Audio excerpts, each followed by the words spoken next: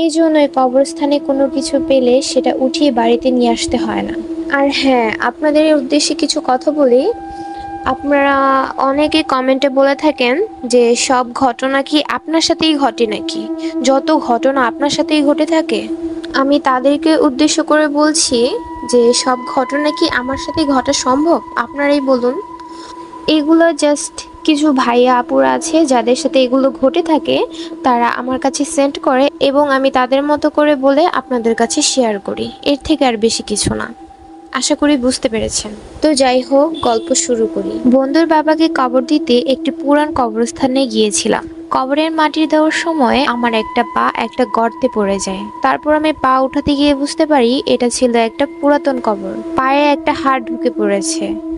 কোনো রকমে হাড়টা বের করে যা দেখলাম তাতে আমি অবাক না হয়ে পারছিলাম না, কারণ সেটি কোনো হাড় ছিল না, ওটা ছিল একটা হীরার আংটি। আংটিটাকে পকেটে রেখে বাড়িতে চলে আসলাম। রাতে ঘুমাতে যাওয়ার আগে আংটিটাকে একবার দেখে নিলাম। কবরের ভিতর আংটি কি করে আসতে পারে? মৃতকে তো আর আংটি পরিয়ে কবর দেবে না। এসব ভাবতে ভাবতে এক সময় ঘুমিয়ে গেলাম। গভীর রাত। আমি স্পষ্ট শুনতে পাচ্ছি কেউ একজন আমাকে ডাকছে, কিন্তু কি ডাকছে সেটা আমার জানা নেই। ভয়ে চোখ খোলার সাহস পাচ্ছি না। হঠাৎ আস্তে আস্তে চোখ খুললাম, কিন্তু কাউকেই দেখতে পেলাম না। বিছানা থেকে উঠে বসলাম। দরজার দিকে চোখ যেতেই আমি শিউরে উঠলাম। একটা কালো অবয়ব আমার দরজার সামনে দাঁড়িয়ে আছে, যেন একটা ছায়া, যার সারা শরীর থেকে ধোঁয়ার মতো কিছু বের হচ্ছে। আস্তে আস্তে আমার সামনে থেকে পুরো উধাও হয়ে গেল। আমি চারপাশে তাকে খুঁজতে শুরু করলাম, কিন্তু সে কোথাও নেই। এই মুহূর্তে আমার মনে অনেক প্রশ্ন। কে ছিল সে, আর উধাও হলো কিভাবে? এইসব ভাবতে ভাবতে শুয়ে পড়লাম।